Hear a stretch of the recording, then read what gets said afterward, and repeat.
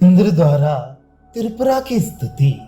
इंद्र ने कहा, त्रिपुरे माता, आपको सादर नमस्कार है। हे परम शिव की आश्रया, आपको नमन है। हे कारण सत्य आख्या वाली परमानंद सुधा पर स्वरूपे, आप ही सत और असत वस्तु समूह की कारण रूपा है। आपसे ही सत और असत वस्तु समूह उत्पन्न है। आपसे ही संपूर्ण कलापूर्ण दृश्य जगत उत्पन्न है। आप में सभी प्रतिष्ठित हैं एवं आप में ही ये संपूर्ण प्रलीयमान है। आप ही सब वस्तुओं में सत्ता योग्य रूप में स्थित हैं। जैसे घट की मृत्तिका और आभूषणों का स्वर्ण सत्य रूप में स्थिति रखता है, उसी प्रकार आपसे अन्य लेश मात्र भी अन्य कहीं भी किसी रूप में स्थिति संपन्न नहीं है। सब में सत्तात्मक अंश आप ही हैं। जल के बिना शीतलता के समान, अग्नि के बिना प्रकाश के समान, सूर्य की किरणें शक्तियां हैं, वैसे ही हे परमेश्वरी, आपसे संपूर्ण कला संपन्न वस्तुएं विशेष रूप से भासमान होती हैं। ब्रह्मा, विष्णु, शिव, इनमें और उसी प्रकार अन्य भी देवता नाम के तत्व में जो सार है, वे सब आपकी शक्ति का ही विलास है।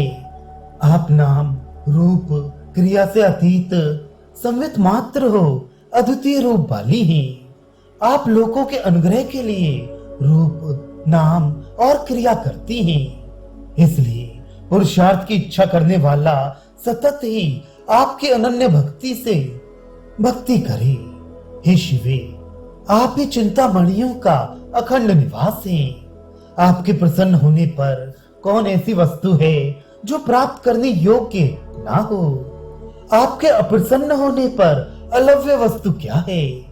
भगवती के रुष्ट होने पर प्राप्ति योग्य पदार्थ दुर्लभ हो जाता है।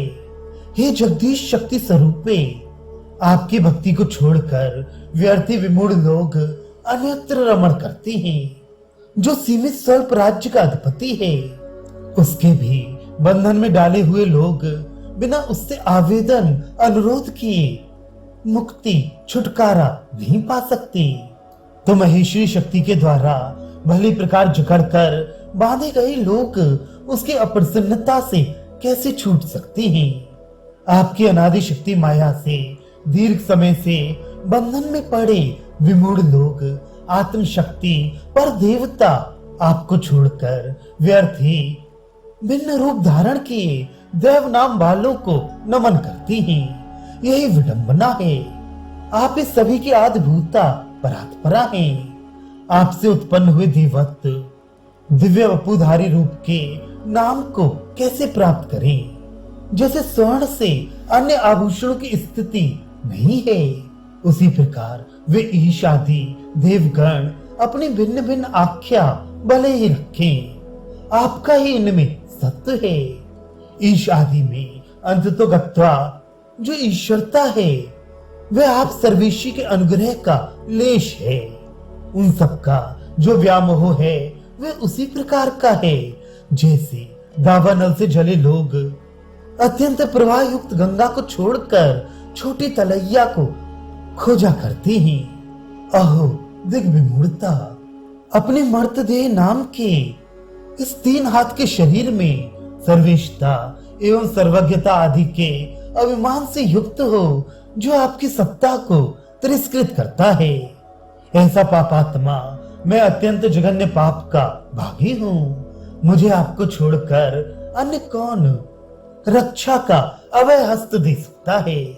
वही आप विश्व ब्रह्मांडों की जनिका सर्वोच्च सत्ता संपन्न पराम्बा हैं। आप मेरे सब पाप ताप को क्षमादान करें। मुझे क्षमा अपने क्षुद्र स्वार्थ के लिए नहीं मांगनी है। फिर भी हे माता, आपकी प्रकृति से ही क्षमा करने की सहज वृत्ति प्रसिद्ध है। जो मैं आपके सामने एक साथ स्तंभित हो गया, वह आपका रोष नहीं बल्कि अनुग्रह ही है। क्योंकि आपके क्रोध से तो सब भस्म ही होकर राख की ढेरी बन जाता है।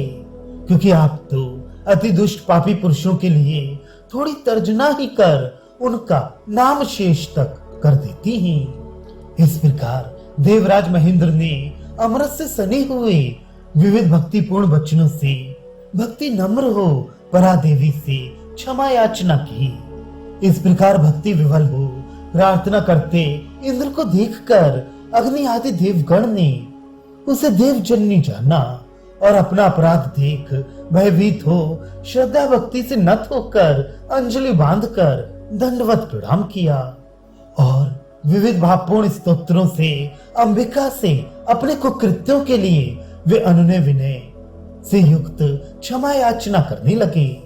तब वे परम कल्याणी महेश्वरी प्रसन्न होकर ब्रह्मा आदि प्रमुख देवगण के प्रति अत्यंत कल्याणकारी वचन कहने लगी।